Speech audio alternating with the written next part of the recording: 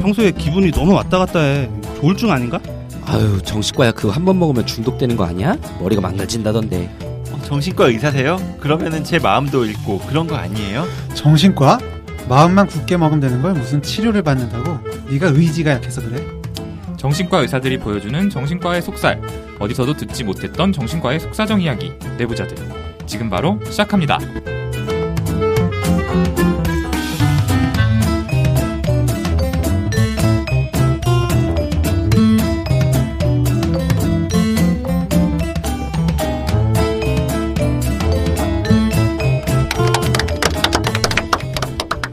안녕하세요. 젊은 정신과 의사들이 하는 솔직하고 은밀하고 자상한 정신건강과 마음 이야기, 내부자들입니다. 저희 이제 인트로 방송 나갔고 오늘 첫 번째 방송 녹음하고 있는데 이제 아무래도 저희들 잘 모르실 테니까 인트로 방송 들으셨던 분들도 잊어버리셨을 테니까 한 번 더 저희 소개하는 순서 갖도록 하겠습니다. 저는 이번 시간 사회를 맡은 정신건강의학과 전문의 우동훈이고요. 예, 안녕하세요. 정신과 전문의 김주홍입니다. 오늘 첫 방송인데 하필이면 제가 감기에 걸려서 방송 도중에 좀 기침 소리가 들려도 양해해 주시면 안 들리게 해주시고요. 예, 손정현입니다. 네, 저는 윤희우입니다. 허경입니다. 박천일입니다. 네. 왜 여기서 매번 웃지? 저희들끼리 웃지 않기로 했는데 예, 죄송합니다. 인트로 방송 들으셨던 분들이라면 알고 계시겠지만 저희는 두 가지 파트로 나눠서 진행이 되게 되는데요. 첫 번째 코너는 정신건강의학과의 비밀을 소개합니다. 정비소라는 코너고요. 여기서는 여러분들이 평소에 궁금해하는 정신질환이나 정신의학 상식에 대해서 저희들이 어떻게 생각하는지를 가감없이 전달해드리는 코너입니다. 그리고 두 번째 파트는 뭐였죠? 네, 두 번째 파트는 얘 왜 이러는 걸까요? 시간인데요. 우리 주변에 있는 사람들 중에 얘 왜 이러나 싶은 분의 사연을 받아서 그분의 생각이나 행동을 정신과적으로 한번 분석해보는 코너가 되겠습니다. 예, 두 코너 모두 여러분들의 사연을 받아서 그걸 참고해서 저희가 방송을 만들어 나갈 거니까요. 평소에 궁금했던 거나 아니면 방송 들으시면서 궁금했던 분들 편하게 보내주시면 되겠습니다. 사연 보내주실 곳은 brainrich6gmail.com입니다. brainrich6입니다. 맞게 했나요? 다시 한번 뭐라고요? brainrich6 gmail.com입니다. 예, 역시 미국 태생 선생님답게 유창한 영어 실력으로 이거 왜 이렇게 어렵지? 주소를 불러주셨는데요. 부끄럽다. 어차피 뒤에 한 번 더 해주실 거니까 그대로 넘어가고 네. 자, 오늘 첫 번째 코너 정신건강의학과의 비밀을 소개합니다. 정비소 시작해 보도록 하겠습니다.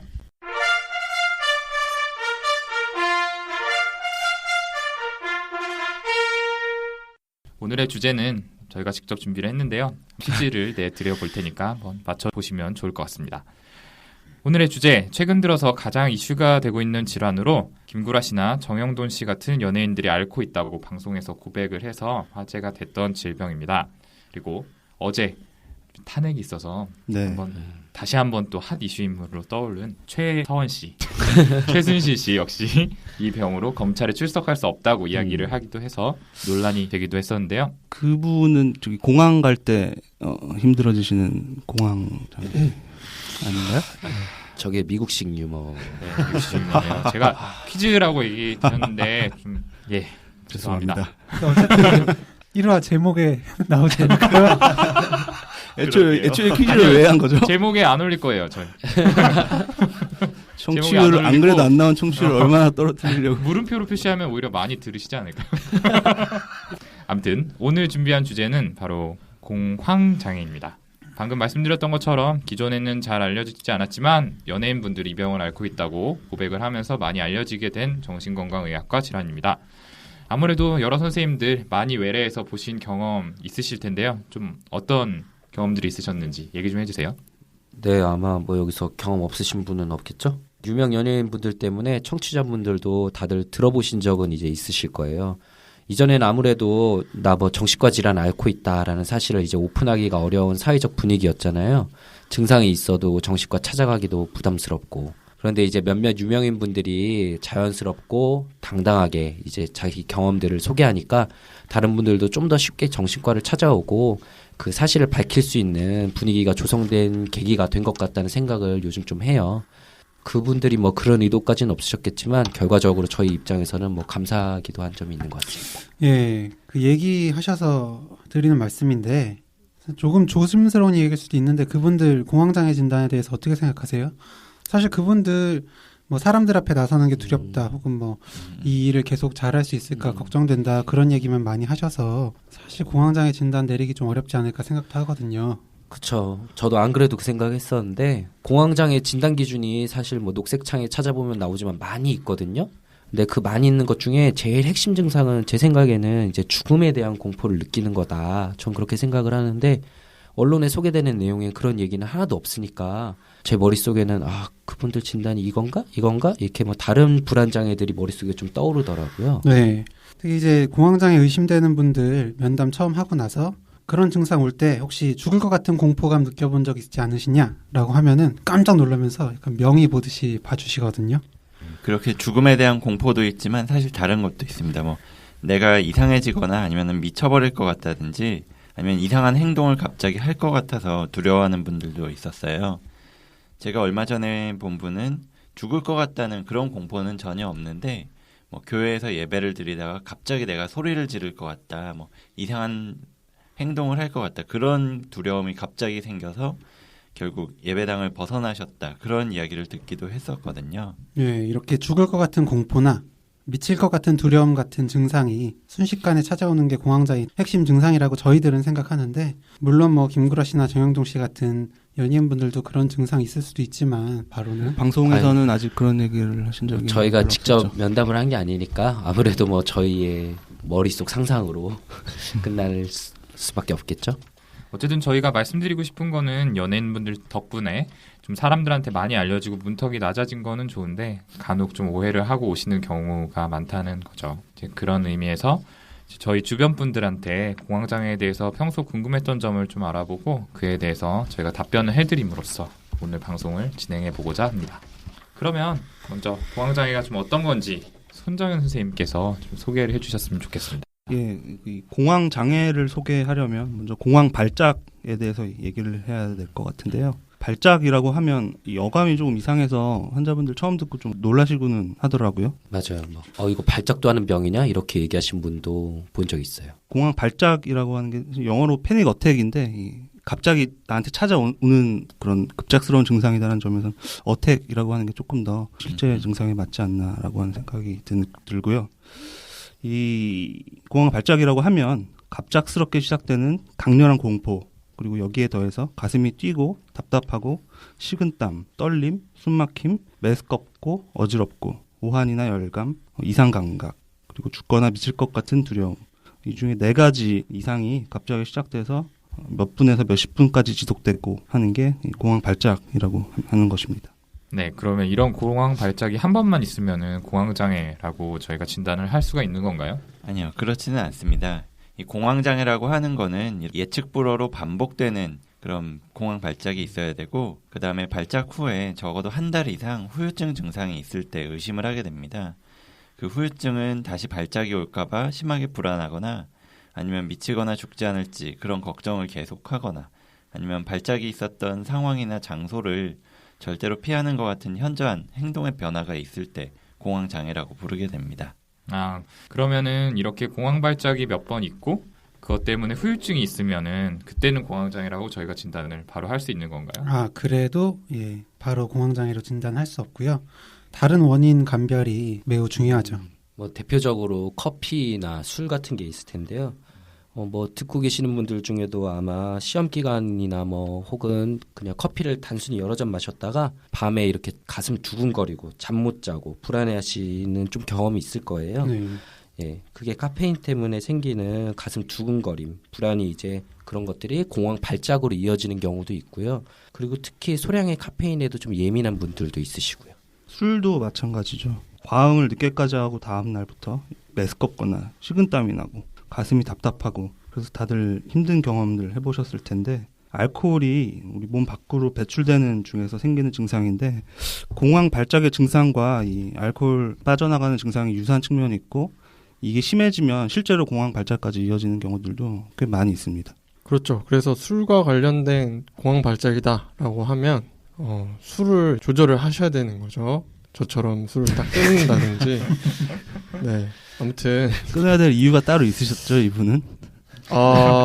네, 저의 어떤 결심이겠죠. 그래서 방송에서 못 밝혀서 네. 참 안타깝습니다. 네. 진행하겠습니다. 또 확인해봐야 될 것이 있어요. 그 술이나 뭐 이런 커피 외에도 내과 질환 쪽에 다른 부분이 없는지 확인을 해야 됩니다. 예를 들면 공황장애를 진단받고 투약을 오랫동안 해왔는데 뭐 증상 호전이 없었다. 알고 보니 갑상선 문제가 있었다. 또는 뭐 부정맥 같은 문제가 있었다. 이런 진단이 이제 내려지는 경우도 있거든요. 공황장애 제법 진단이 있죠. 잘못된 네, 거예요. 그렇죠. 네. 그래서 이제 공황장애 진단을 내리려면 그런 다른 내과적인 원인은 없는지 먼저 감별을 하는 것이 원칙이라고 할 수 있습니다. 네. 앞서 여러 선생님들이 말씀해 주신 것처럼 이제 공황 발작으로 처음 내원을 하게 되면 저희들이 이렇게 심장이나 내분비계통에 문제가 있지는 않은지, 그리고 술이나 커피 때문은 아닌지 이런 것들에 대한 가능성을 고려를 해보게 됩니다. 그리고 또 공황 발작이라고 하는 게 꼭 공황 장애가 아니더라도 뭐 사회 공포증이나 외상후 스트레스 장애, 또 우울증 이런 다양한 질병에서 생길 수 있기 때문에 사실 제일 정확한 거는 본인이 판단하시는 것보다는 저희 정신건강의학과 전문의들과 상의를 해서 치료를 적절하게 받으시는 게 중요할 거라고 생각이 됩니다. 네. 그럼 제 선생님들, 정신과 내부자 입장에서 공황장애에 대해서 각자가 가지고 계신 어떤 인상이나 느낌이 있으실 텐데요. 어떤 게 있으신가요? 저는 솔직히 생각해서 다른 정신과 질환에 비해서는 뭐 약이 잘 듣는 편인 것 같아요. 네, 저도 그렇습니다. 처음 치료를 시작하는 환자분들한테 확신을 드리려고 하는 편이에요. 치료를 잘 받으시면 금방 그리고 잘 좋아질 수 있다고. 이게 그 환자분들을 대상으로 장기 추적한 연구 결과가 기존에 있었거든요. 보면은 이제 한 30에서 40% 분들은 증상 없이 이후로도 계속 잘 지내고, 그리고 50% 분들은 이제 약한 증상만 가끔씩 있어서 뭐 일상생활하는데 별 지장 없을 정도로 잘 지내시고, 그런데 이제 10에서 20% 정도가 이후에도 심각한 증상을 계속 경험하면서 좀 힘들게 지내시게 된다라는 내용이에요. 근데 이 연구 자체도 꽤 지난 거고, 요즘은 예전보다 좀 좋은 약들도 많고 치료법들도 다양해지고 했으니까 제 개인적 경험도 그렇고 대부분 호전되시지 않나 싶어요. 네, 공황장애라는 것이 금방 호전되는 병이라고 할 수 있겠는데, 보통 다른 병에 비해서 아무래도 이제 항불안제가 반응이 빠르다 보니까 이제 얼마 안 돼서 금세 확 좋아지시는 분들이 많이 있어요. 근데 또 반대로 약을 드시고 나서 금방 좋아지니까 한 번 약 드시고 이제 괜찮아졌네 하고 더 이상 약을 안 드시거나 치료를 안 오시다가 다시 나빠져서 오시는 분들도 자주 봤던 것 같아요. 저도 자주 봤어요. 이제 유지 치료하는 게 굉장히 중요한데 한 6개월에서 1년은 먹어야지 프로도 재발률이 낮아진다라는 게 이제 정설처럼 돼 있거든요. 근데 6개월에서 1년 이게 말이 쉽지 직접 복용하시는 환자분들 입장에서는 굉장히 길게 느껴질 수밖에 없어요. 그리고 좋아졌는데 왠지 꺼림칙한 정신과 약을 계속 먹어야 되나 이런 생각이 계속 드시는 경우가 많으니까 이게 완치되는 데 있어서 상당한 걸림돌인 것 같습니다. 그렇죠. 그래서 이제 어느 정도 좋아졌다라고 생각하시면은 갑자기 끊으시는 경우가 많은데, 그렇게 약이 갑자기 빠지게 되면은 그것 때문에 억눌려 있던 불안이 확 올라오면서 되려 공황 발작으로 이어져서 빈번한 발작을 겪게 되는 분들도 계십니다. 따라서 중요한 거는 약을 한 번에 확 자의적으로 끊는 것보다 정신과 전문의와 상의 후에 단계적으로 줄여나가는 게 중요하다라는 말씀을 드리고 싶습니다. 지금 약물 치료에 대해서 알아봤는데, 약물 치료 외에도 또 어떤 치료가 또 있을까요? 약물 치료 말고 어떤 치료가 있나라는 방금 멘트에 아마 여기 계신 분들은 다들 똑같은 대답을 떠올리셨을 것 같아요. 인지행동 치료라는 게 있는데 특히 공황장애에서는 좀 중요한 치료법이거든요. 근데 제 개인적인 경험상 이렇게 만나뵀던 환자분들 중에는 이 자체를 모르고 계신 분들이 좀 많은 것 같아요. 용어 자체가 좀 생소한데 오늘 이 자리에 마침 세브란스 병원에서 인지행동 클리닉을 운영하셨던 손정현 선생님이 계시니까 자세한 설명을 부탁드리겠습니다. 예, 운영까지 했던 건 아니고요. 진행을 했었는데 인지행동 치료라고 하는 게 여러 분야에 적용이 되는 좀 넓은 개념의 치료법입니다. 간단히 말씀드려보면 인지치료는 우선 이 공황장애를 겪는 분들이 갖고 있는 이 공황에 대한 어떤 왜곡된 생각이나 믿음이 증상을 유발하기 때문에 이걸 치료자와 함께 찾아보고 교정을 해나가는 훈련이라고 할 수 있습니다. 예를 들면 이 공황 때문에 내가 죽거나 미치면 어쩌나 뭐 이런 생각들을 하시는 경우가 많잖아요. 이런 것들을 교정하는 훈련입니다. 네, 그런데 죽으면 어떡하나 이런 걱정을 한다고 하셨는데 그럼 실제로 공황장애 때문에 사람이 죽는 경우도 있나요? 저는 한 번도 못 보긴 했습니다만. 다들 못 보셨죠? 네, 저도 못 봤어요. 예. 사실 이제 공황장애 때문에 2차적으로 우울증 같은 게 생기는 경우, 그 우울증 때문에 이제 자살 사고, 그래서 자살을 하는 경우가 정말 간혹가다 있긴 하지만 공황 증상, 그러니까 가슴이 빨리 뛰어서 죽으면 어떡하지? 혹은 아니면 숨을 못 쉬어서 죽으면 어떡하지? 라는 그런 공황 증상 때문에 죽는 경우는 없다고 봐도 됩니다. 확실히 이제 잘못된 믿음이라고 저희가 단언해서 말씀드릴 수 있는 만큼 어쨌든 공황으로 인해서 실제로 죽는 경우는 없다고 생각하시면 됩니다. 잠깐 얘기가 샜는데요. 이제 인지치료에 이어서 행동치료가 또 어떤 건지를 좀 설명해 주시면 좋을 것 같습니다. 예, 그 인지치료에서는 이렇게 객관적으로 생각하는 법을 배워서 습관으로 만든다고 하면 행동요법의 경우에는 신체적인 불안들, 예를 들어 숨을 가쁘게 몰아쉬는 과호흡이라거나 온몸의 근육이 긴장되는 증상 같은 것들을 이 치료 중에 일부러 유발을 해서 여기에 익숙해진 다음에 이것들을 다시 완화시키는 그런 연습을 해서 공황이 오는 상황에서 잘 대처할 수 있도록 하는 치료라고 할 수 있습니다. 네, 저는 실제 이제 진료실에서 환자분들한테 그런 말씀 많이 드리는데요. 그 저희가 남자친구나 여자친구들이랑 놀이공원 갔을 때 막 가슴 뛰잖아요. 근데 그게 이제 놀이기구가 무서워서 그런 건지 아니면 옆에 있는 사람이 좋아서 그런 건지 헷갈린단 말이에요. 그래서 썸 타는 사이에서는 꼭 놀이공원 같이 가라 이런 얘기를 하는데 마찬가지로 이제 가슴이 빨리 뛰거나 이제 손발이 저리거나 하는 그런 증상을 공황장애 증상으로 오인해서 증상이 악화되는 경우가 있기 때문에 그런 신체 증상을 행동치료로 좋아지게만 해도 증상이 많이 좋아질 수가 있는 거죠. 예, 실제로 이런 행동 치료가 효과를 볼 수가 있는데요. 그런데 우리가 뭐 심장이 빨리 뛴다든지 아니면 어지럽다든지 이런 것들은 교정을 할 수 없는데 호흡이라든지 아니면은 근육의 긴장 같은 거는 이완을 시킬 수가 있습니다. 그래서 행동 치료에서 하게 되는 것도 이런 호흡 그리고 긴장 이완 훈련을 하게 되는데요. 그래서 뭐 실제로 제가 경험했었던 경우도 말씀드리면 좋을 것 같은데요. 제가 몇 년 전에 공황 발작이 왔을 때 지금 우셨어요?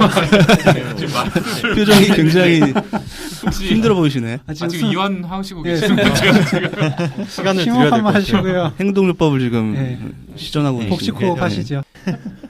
당시에 제가 인지행동 치료 이거를 직접 환자분들한테 하고 있었던 때가 있었어요. 근데 실제로 차를 타고 가던 도중에 갑자기 공황 발작이 온 적이 있었어요. 그래서 막 두근거리고 어지럽고 이대로 가다가 죽을 것 같다, 미쳐버릴 것 같다는 생각이 들어서 상당히 위험한 순간이 있었는데 그 순간에 긴장 이완 훈련을 통해서 바로 그 공황 발작을 벗어날 수가 있었거든요. 그런 도움을 받았던 적이 있었습니다. 실화인가요? 네, 싫어요. 자작나무가 듣는 냄새가. 어쨌든 그 순간 절박한 순간에 그런 걸 하기가 쉽지가 않은데 역시 손정현 선생님이 운영하시는 데서 연습을 해서 그런지 잘하셨던 것 같습니다. 네, 교육을 잘 받으신 것 같네요. 예, 진행이라고 다시 한번 강조를 드리고요. 윤희호 선생님이 그 본인 경험담 아까 잠깐 얘기해 주셨는데 좀 구체적으로 어떻게 대응을 하셨나요? 네, 그러니까 긴장 이완 훈련이라고 하는데요. 우리가 몸의 근육의 긴장을 풀어라 아니면 이완을 해라 이렇게 이야기를 하기만 하면 하기가 사실은 어렵습니다. 그런데 역설적으로 온몸의 근육에 긴장을 줬다가 하나씩 이완을 하면서 풀려나가는 감각에 집중을 하는 훈련이라고 볼 수가 있습니다. 그럼 윤희 선생님은 모든 근육을 다 이완하실 수 있나요? 골격근만 가능합니다. 팔이라든지 다리라든지 뭐 복근이라든지 이런 것들만 가능합니다. 그러니까 이제 단연간의 훈련으로 어느 정도 컨트롤할 수 있다는 말씀이시죠? 네, 손정현 선생님의 클리닉에서 많이 배웠습니다. 해결 운동 많이 하시죠. 다들 너무 운동도 길게 드립이 가고 있는 것 같은데. 아니, 너무 나가고 있네. 편집해야겠네요. 이거. 네, 그 클리닉에서 저도 경험했던 건데 이제 환자분들과 같이 이런 연습을 해보면 처음에는 굉장히 쉽지가 않아요. 이걸 그 상황에 바로 딱 사용할 수 있기 위해서는 평소에 연습을 많이 해야 되는데 그래서 이렇게 치료진이 보통 숙제를 내주거든요. 한 주 동안 이 근육을 이렇게 긴장하고 이완하는 훈련을 해오자, 호흡을 천천히 하는 훈련을 해오자라고 하는데 그 훈련이 사실 좀 많이 힘든데 숙제를 열심히 해오시는 분일수록 확실히 더 빨리 호전되는 치료 효과를 보이더라고요. 그렇죠. 그 급박한 상황에 어쨌든 바로 적용을 하려면은 확실하게 몸에 좀 체득이 되어 있어야 되기 때문에 충분한 훈련이 필요하다는 이야기신 것 같네요. 네, 그래서 공황 발작 때 그러면 어떻게 해야 하냐 이런 질문을 하신다면 미리 인지행동 치료 기법을 잘 숙지해 놓고 그때 딱 사용하셔라 이렇게 좀 얘기할 수 있겠네요. 그리고 아까 얘기하신 뭐 이완요법, 근육 이완요법도 있지만 그 외에도 호흡요법, 호흡을 조절하는 그런 방법도 있고 여러 가지 방법이 있습니다. 여러 선생님들께서 인지행동 치료에 대해서 좀 얘기를 많이 해주셨는데 아마 저뿐만 아니라 여기 계신 선생님들 모두 다 환자분들 뵀을 때 약물 치료만 하시는 경우가 많을 거예요. 근데 이제 약물 치료와 인지행동 치료 두 개 동시에 병용하는 게 제일 효과적 치료라는 게 정신과적으로 정설이고 90% 정도까지는 그러면 호전된다고 저희가 설명을 드립니다. 솔직히 정신과에서 이렇게 저희가 좀 자신감을 가지고 이렇게 빨리 잘 치료되는 게 잘 없죠? 오동훈 선생님은 저는 다 자신감을 가지고 있습니다. 굉장히 나르시스틱한 분이라서 저분이 선생님들이 고치지 못한다면 저에게 오십시오. 죄송합니다. 네. 정리하자면은 어쨌든 공황장애, 약물치료와 인지행동치료라는 두 가지 효과적인 치료법이 있는데 두 가지를 병행했을 때 가장 좋은 효과를 얻을 수 있다. 근데 이렇게 좋은 치료법이 있는데도 불구하고 사실은 병원에 오시는 것 자체를 꺼리다가 증상이 많이 좀 진행이 돼서 나빠지신 상태에서 오시는 경우가 대다수예요. 그때 치료를 시작하게 되면은 효과가 아무래도 좀 떨어지고 시간이 걸리기 때문에 고생을 좀 더 하셔야 되는데 그러지 마시고 정신건강의학과 방문하셔서 저희 전문의들과 상담하시고 적절한 치료 받으셨으면 좋겠습니다. 네, 오늘 첫 번째 코너 정비소 시간에서는 공황장애를 다뤄봤는데요. 처음으로 이 코너 녹음한 소감이 어떠신지 돌아가면서 한 말씀씩 좀 들어볼게요. 먼저 손정현 선생님부터. 네. 저희 인트로 방송 저번에 저희가 방송을 하고 나서 예상외로 질문이 많이 들어왔더라고요. 네? 아닌가요? 그런가요? 일단 그랬던 걸로 하고. 네. 네. 이런 정신건강의학과 쪽에 여러분들이 관심이 많이 있으신 것 같아서 또 준비를 많이 하고 앞으로도 열심히 해나가야겠다는 생각이 들었었습니다.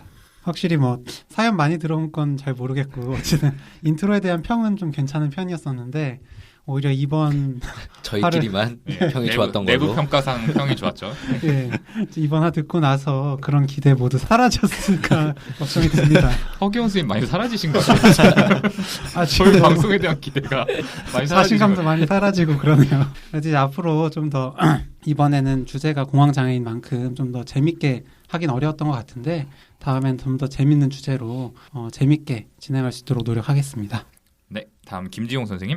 네, 첫 방송이라 저희가 다 같이 많이 부족한 점이 있었던 것 같습니다. 그래도 이 내용이 필요하셨던 분들께 유익한 정보가 조금이라도 전달되었으면 참 뿌듯하겠다라는 생각이 들고요. 저희가 앞으로 더 재밌고 더 유익한 내용 잘 전달해 드릴 수 있도록 좀 노력하겠습니다. 네, 다음은 공황 전문가 윤희우 선생님. 네, 아무래도 이 준비를 하다 보니까 저희가 아는 것들을 얼마나 전달해 드려야 되나 이런 고민을 많이 했었는데요. 제일 좋은 거는 결국 많이 질문을 보내주시면은 거기에 대해서 대답을 해드리는 게 가장 좋을 것 같다는 생각이 듭니다. 그래서 나중에도 말씀드리겠지만 저희 메일로 많이들 보내주셨으면 좋겠습니다. 네, 박천희 선생님. 네, 아무래도 처음 하는 이런 방송이다 보니까 다 경직된 상태로 불안해하면서 진행했던 것 같은데 아마 이제 갈수록 조금 입이 풀려가지 않을까 싶습니다. 뭐 저도 이제 와이프도 방송 안 듣기 때문에 마음껏 얘기를 할 수 있을 것 같아서 막 들어가도 되겠네요. 박철희 선생님한테. 사적인 거 노출해도 되나요? 근데 저도 이제 가만히 있지는 않을 거고요. 네, 한번 열심히 해보겠습니다. 어쨌든 첫 방송이라 조금 미진한 점도 있었지만 어쨌든 저희 발전하면서 재미와 유익성을 모두 잡는 방송으로 거듭나도록 하겠습니다.